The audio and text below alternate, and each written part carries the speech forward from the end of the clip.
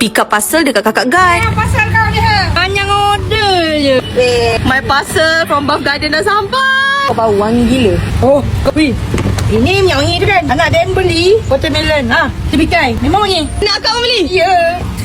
Weh, main spray dia. Memang wangi. Gara-gara kau punya anak akak pun terjebak beli ni. Nak Kak Wati pun terjebak pakai Buff Garden. Nak Nak beli yang ada combo set. Memang dapat 2 sekali dengan kicin. Puasa dengan raya nanti nak bagi gift kat orang. Sumpah comel sangat gift. Tengoklah Kak Wati nak pau anak dia, so belikan sedondon set ni juga. Memang wangi. Dia pakai yang ni watermelon. Cikgu-cikgu ni nampak je packaging comel terus dia buka. Lah wangi, memang menarik perhatian lah. Body mist ni memang wajib kena ada dalam bag.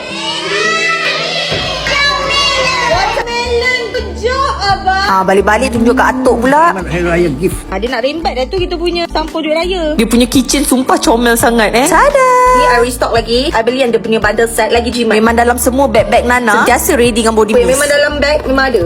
Tinggal sikit dah. Nampak ni? Yang ni yang lychee punya. I ada semua flavor dia. Vanilla, watermelon, lychee, passion feast. All flavor I ada. I suka sebab dia punya bau fruity tu melekat. Especially kalau kita berpeluh, dia lagi melekat.